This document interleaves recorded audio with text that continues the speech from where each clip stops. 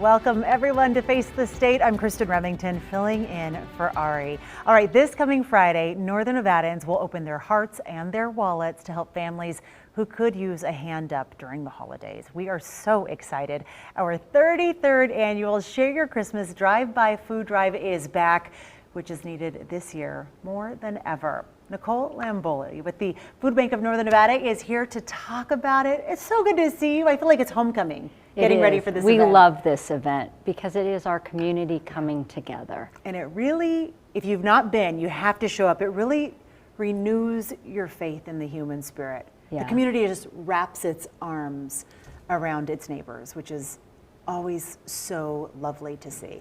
It's an amazing opportunity that we have to partner with 2 News and our community to bring food, the nutritious food that people need every day to be sustained so that they can thrive and they can achieve their dreams, their goals, and have a happy holidays. Yeah, and food insecurity is a roadblock.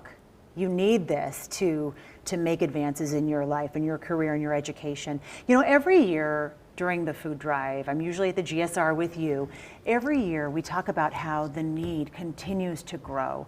And every year I'm hopeful, okay, this is the year where that's no longer the case, but it just doesn't seem to happen.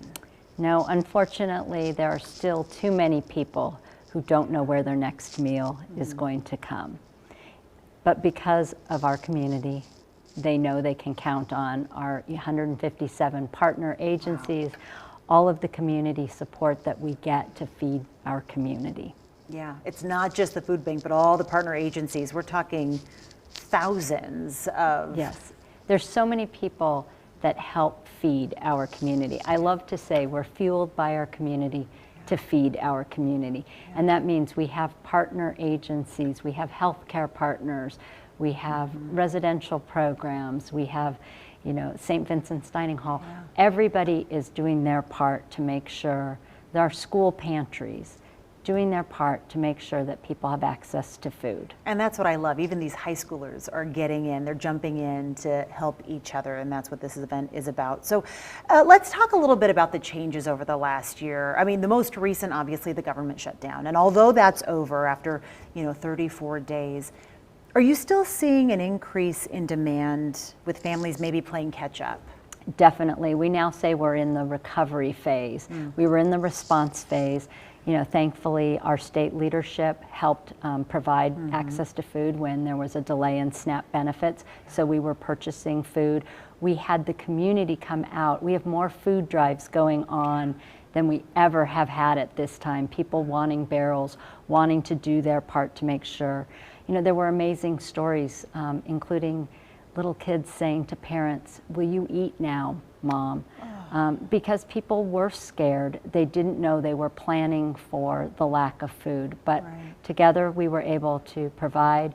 We did special distributions. But now that response is over, but people are playing catch up. You know, they had bills to pay. There was the loss of SNAP benefits for a while, so that created an impact. And we know that SNAP is the best way to combat hunger on a daily basis. So people were feeling it.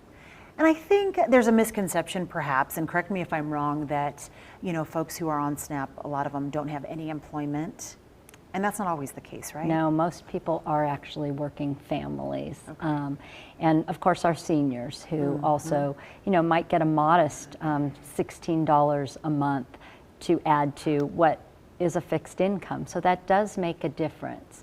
But during this time we were able to not fill the gap, but to support how we could so that people knew they had access to food during this transition. Of course, those who were affected by the government shutdown, who were not getting paychecks, also needed additional support. You know, we wanted to make sure they were paying for childcare, that they were paying rents and mortgages. That's why we exist. We are an emergency food program. Unfortunately, our numbers remain elevated since the pandemic, serving close to 160,000 people monthly. Every month. Every month. And the face of hunger continues to change depending on the circumstances in this world. We focus a lot on the elderly and children, the Kids Cafe program and all that, but you're right, in this scenario, these were working families showing up for supplemental help. Yes, definitely. And so these donations that we will get on December 12th are fabulous. Like, we love, this month, this day, that we get to bring the community together, fill barrels. We expect that we will have a lot of the food drives showing up. It really is a way to just celebrate our community. Absolutely. And to meet the need during the holiday season. And there's easy ways that everybody can help. You can bring food, you can donate, Volunteer even. you can volunteer, yes. And if not the day of, you're always looking for volunteers to help sort. I was there not long ago sorting onions with a big group of people, and it was actually so fun. And you walk out knowing you made a difference. It's a convening. It's a way for people to gather together. Yeah. We gather around tables to celebrate meals, but we can also gather around tables to help feed people. Awesome. Okay, so let's talk about the food drive. A couple things this year. We're going to talk about the location at the GSR specifically. We're pivoting a little bit. We'll still be there, which is super exciting, but we're a little farther east of where we've normally been by the ice rink. Yes, so because of the amazing project that GSR has going on currently, they've had to pivot and given us a new location. So it is where the RV park was. So it's a little on the other side of the building, but it's a great big space. So there'll be lots of room for people to bring their barrels and bring their food and bring their enthusiasm to help feed our community. So we have a giant inflatable. Oh, good. So there'll be a lot of signage. So don't get deterred. Just keep going around by the lake, and we will be there. We will find you too. Exactly. Some things that have not changed: the types of food we're looking for, and a really generous match. Yeah. Once again, Corwin Auto Group, through their dealerships here locally, are offering a triple match.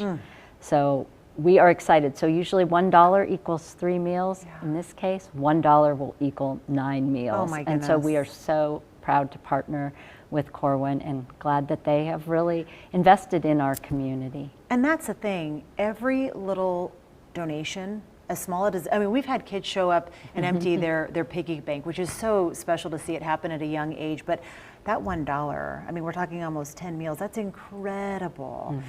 So cash is king, it sounds like. How is your buying power in light of, inflation and tariffs? Well, we're impacted by that, but because we buy in bulk and we buy so much, and through our membership as a partner in the Feeding America Network, we do buy large quantities, so we can buy better and more often. And we are investing, we use those dollars to provide the things that don't come through food drives. So what do we need for food drives? We need soups, we need canned vegetables, canned fruits, anything that's in a can. Okay. Try to avoid the glass because glass will break. But it's, the unexpired food that people can keep in their pantries. It is the things that you would, provide your family. But what we use the dollars to do is to supplement and buy produce, perishable items like dairy and meat and eggs, the things that don't come through the donation stream. So that's why we love a healthy mix of cash and our food drive and you guys, donors. You are a beautifully finely oiled machine when it comes to providing these meals, which, by the way, in that one day, this coming Friday, the 12th, our goal is 1 million meals. Is that the loftiest goal we've set? It is. It is a big goal. Okay. We've come up from last year. We did about almost 600,000 meals last year. I think we can do it. But I think this community is ready. The need has been demonstrated, and it will help get us through, the winter months, which tend to be, quieter, but the need is still there. It's, we feed people 365 days a year through our partner agencies. And all across northern Nevada. Yes. And then some. Yes, and we have 4 locations. So we're not only at GSR, but again, we'll be at the Governor's Mansion supporting our partners in Carson City. We'll be at Carson Valley Inn supporting our partners there. And for the 3rd year in a row, we will be out in Fernley at the Rayleigh's there. And of course, Rayleigh's is a Food for Families partner. So we're excited to be in that friendly community. So there's Absolutely. opportunities for people to engage. Yeah, and what I love too, I'm glad you mentioned the rurals, but wherever you donate, I mean, the food stays in our community, which is so encouraging. People often ask, well, if I make a donation, how do I know that it's my neighbor getting it? You know, and because of how you run this organization, you really do have confidence knowing that it's neighbors helping neighbors. It is, and that's why we rely on our partner network, because they are in the neighborhoods, they are in the communities, and we really are the bank that supplies them the food needs that they have, and then they are working with our partners. Of course, we have our direct distribution programs, but those are funded differently. This food drive is really about making sure that our partner agencies have food to stock in their pantries so that they can serve Whenever neighbors. needed. Yes. Really quickly, if you can't make it to the food drive, no biggie. You can support our efforts from your couch.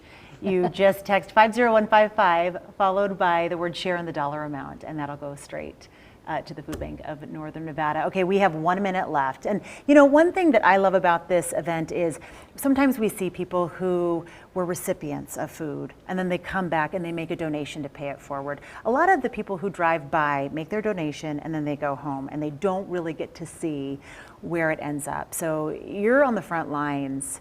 Talk about just what it means to you to see it come full circle after that long day. Again, I've said it before, but it is really, we are fueled by our community. We exist because we know there is a community need, and it is our community that feeds our community. But I think this last 6 weeks where we saw incredible need, we heard stories that we haven't heard since the pandemic. But it is really true. You never know what your circumstance is going to be and when you might need to reach out to a food pantry, to the food bank for assistance. We are not people's first choice. We are often the choice of last resort, but we will be here to make sure that our community members, our neighbors are served with dignity, respect, and that they have choice in what types of food they want to feed their household. And so it's very rewarding, but we have heard the stories of people who found themselves in a situation from an unknown expense and they needed to rely on the food bank, and then they've come back and they've said, how do I pay it forward? It's powerful. It is very powerful. It's one of those things you hope you never need it, but it sure feels good to know it's there. Yes. So thank you. And we're Nicole. grateful. Thank you. This is a great partnership. It is. Another 33 years. Another I'm calling 33 it. years. And then some. Nicole, Thank thank you so much. I will see you Friday. Just a reminder, mark your calendars. Our Share Your Christmas Drive-By Food Drive, Friday the 12th from 6 a.m. to 6 p.m. Again, as Nicole mentioned, 4 locations. And we will be there to take the food and donations off your hands. We certainly hope you'll come on out and give. We will be right back.